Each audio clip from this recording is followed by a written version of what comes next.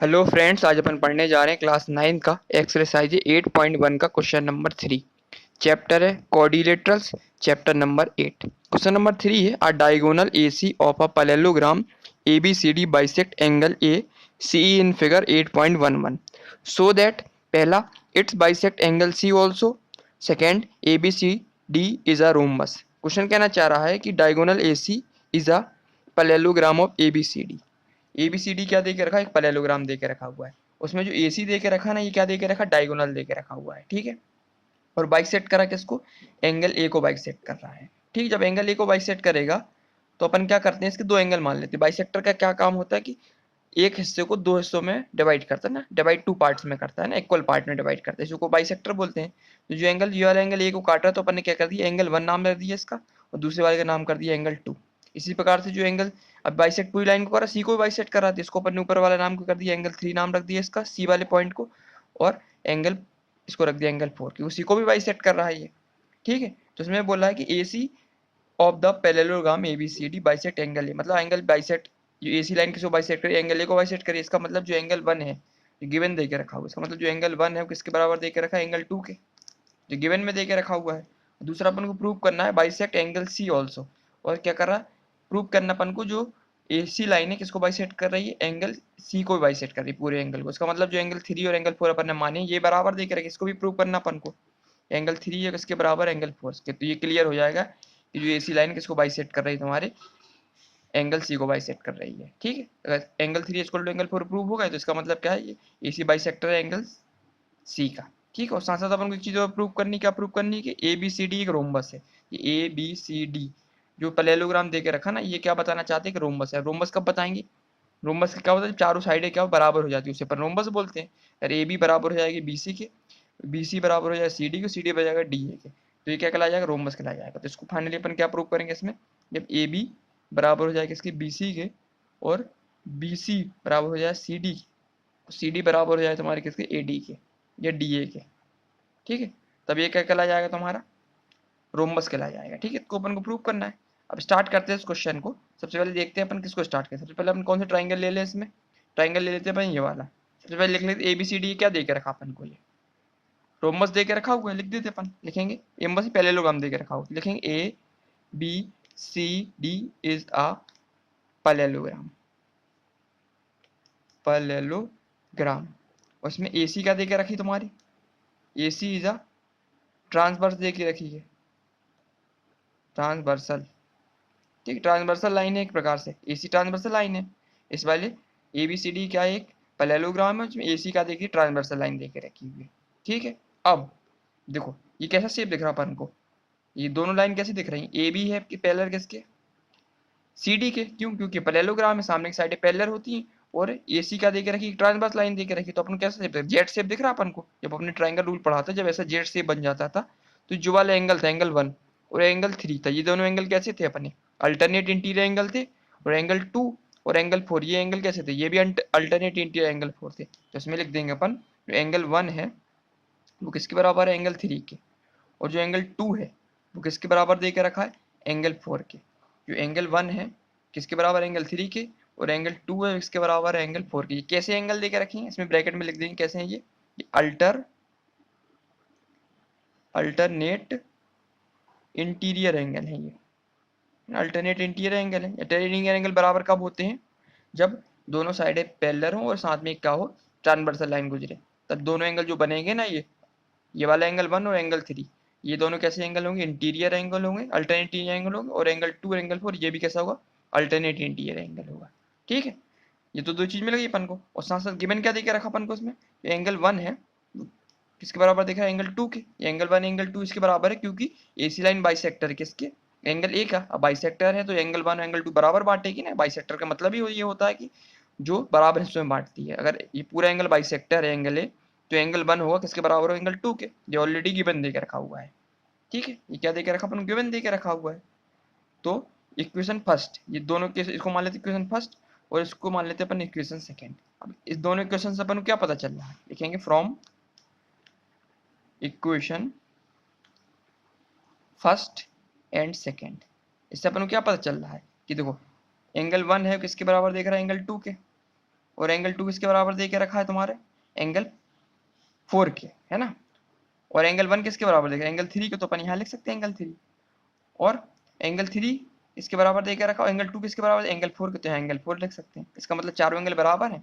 Angle 1 दे के रखा है एंगल 3 के, एंगल 2 दे के रखा है एंगल 4 के, देख रहा है, angle 1 equal to 3, angle 2 equal to 4, तो angle 1 equal to 3, angle 2 equal to 4 और एंगल 1 इक्वल टू एंगल 2, तो सारे एंगल क्या हो जाएंगे, बराबर हो जाएंगे, नहीं हो जाएंगे।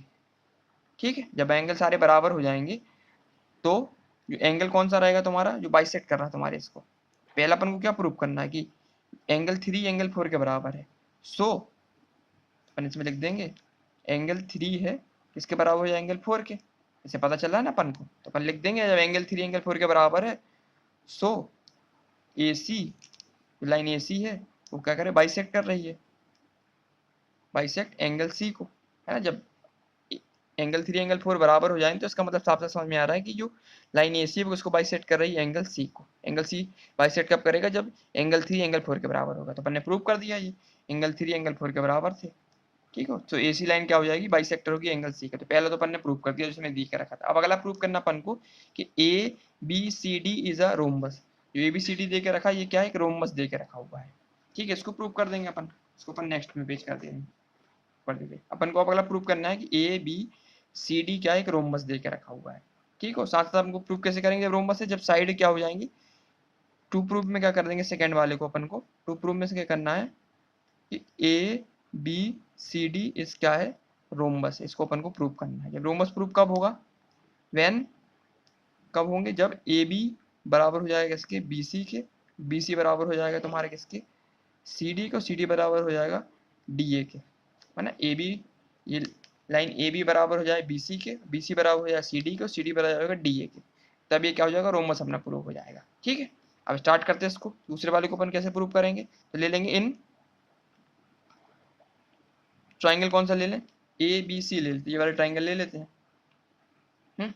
ये लें वाला ट्राइंगल, इससे अपन को क्या पता चल जाएगा, ए बी सी, तो अपन ने पढ़ा हुआ है एंगल 1 और एंगल इक्वल टू एंगल 4, ये दोनों एंगल कैसे दिख रहा है अपन को, बराबर है कि नहीं है, ऑलरेडी अपन ने पढ़ा हुआ था। तो एंगल 1 इक्वल टू एंगल 4, ये कैसे पता चला अपन को, ऊपर अपन ने प्रूव किया था ना, तो प्रूव्ड अबव से अपन को पता चला। पहले इक्वेशन को प्रूव किया था, angle 1 equal to angle 2, angle, ये देखा था साफ साफ अपन ने प्रूव किया था, angle 1 equal to angle 2, angle 2 equal to angle 3, angle 3 equal to angle 4 से, है ना, पता चल गया था अपन को। तो एंगल 1 इक्वल टू एंगल 4 हो जाएगा, प्रूव्ड अबव लिख दिया अपन ने। जब एंगल 1 और एंगल 2 बराबर है तो सामने वाली साइड भी तो बराबर होगी। एंगल 1 के सामने साइड कौन सी दिख रही है, बी सी, और एंगल 4 के सामने साइड कौन सी दिख रही है, ए बी, तो ये भी बराबर हो जाएंगे। तो इसमें लिख देंगे एंगल 1 की साइड कौन सी साइड दिख रही है अपन को, बी सी, और एंगल 4 के सामने कौन सी साइड दिख रही है, ए बी, ये भी तो बराबर हो गए अपने।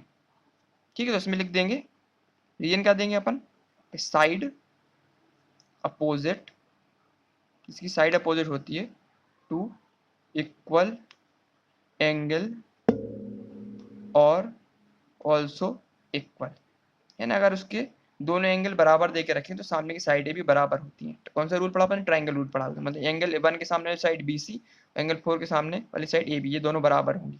ठीक है, तो ये कर दिया अपन ने।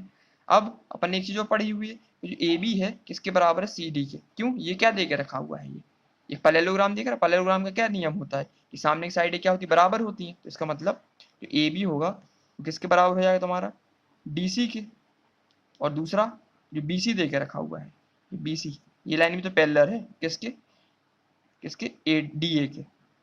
ठीक है, इन दोनों में अपन क्या लिख देंगे, ये क्या है, ये दोनों अपोजिट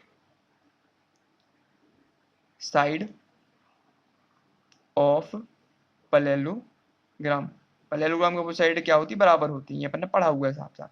दोनों साइड ये बराबर होंगी, दोनों साइडें बराबर होंगी। तो इससे क्या पता चला अपन को, ये होगी इक्वेशन अपनी फर्स्ट और ये होगी इक्वेशन सेकेंड अपनी, है ना। अब इन दोनों इक्वेशन से क्या पता चल रहा, लेकिन फ्रॉम इक्वेशन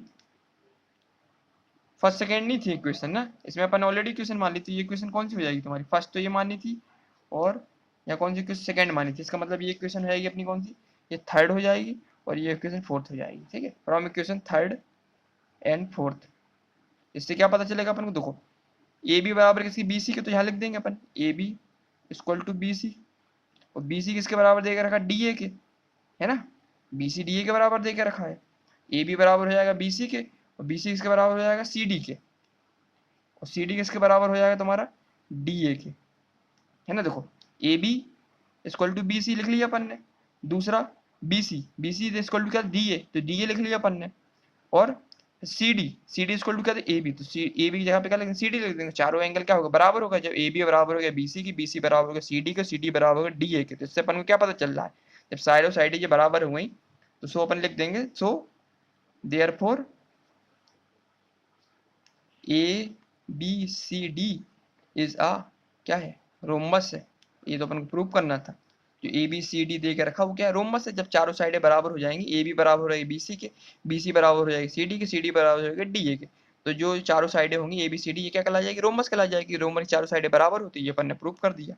तो क्वेश्चन नंबर थर्ड हमने कंप्लीट कर लिया। इसमें दो चीज पूछी थी, एक तो पूछा था इसमें क्या कि बाइसेक्ट, पहला पूछा हुआ था इसमें कि बाइसेक्ट एंगल सी क्या है, जो पैरेललोग्राम दे के रखा हो कि एंगल बाइसेक्ट कर रहा है सी को, तो अपन ने प्रूव कर दिया अपन ने कि एंगल 3 इक्वल टू एंगल 4 है ना। इसको अपन ने पहले से प्रूव किया था, पहले वाले में ये तो अपन ने प्रूव किया हुआ है। क्या प्रूव किया था अपन ने कि angle 1 equal to angle 3, angle 2 equal to angle 4 alternate interior angle थे, और angle 1 equal to angle 2 already given दे के रखा होता है। चार इक्वेशन हमको पता चला कि एंगल 1 इक्वल टू एंगल 2 है, एंगल 2 इक्वल टू एंगल 3 और एंगल 3 इक्वल टू एंगल 4 है। Finally angle 3 equal to angle 4 आया, जो अपन को प्रूव करना था। तो इसका मतलब जो एंगल सी दे के रखा हो, एसी लाइन दे के रखी बाइसेक्ट करे एंगल सी को, पहले प्रूव कर दिया। और दूसरा क्या देकर रखा, ए बी सी डी एक रोमबस देकर रखा था। जब रोमबस था तो इसका मतलब अपन को क्या प्रूव करना है कि जो ए बी साइड है किसके बराबर, बी सी के, बी सी बराबर है सी डी के, और सी डी देख रहा है डी ए के बराबर है। ठीक है, तो अपन ने क्या किया, ट्राइंगल कौन से ले लिया, ए बी सी लिया ट्राइंगल में। तो इसमें ट्राइंगल में जो एंगल 1 था किसके बराबर देखा, एंगल 4 के, है ना, ऑलरेडी प्रूव किया था अपन ने। तो जो एंगल अगर यदि बराबर है तो सामने की साइड भी बराबर होंगी। तो एंगल 4 के सामने साइड ए बी थी, एंगल 1 के सामने साइड बी सी थी, इसको लिख लिया B C equal to A B.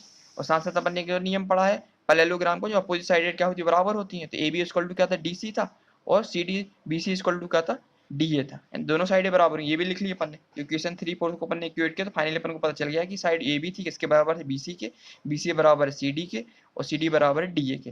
तो अपन को पता चल गया कि जो ए बी सी डी दे के रखा ये क्या है, रोमबस है। तो क्वेश्चन नंबर थर्ड था अपन ने पूरा कंप्लीट कर लिया, इसका रिवीजन कर लिया। अब नेक्स्ट वीडियो में अपन क्वेश्चन नंबर 4 स्टार्ट करेंगे। ठीक है, थैंक यू।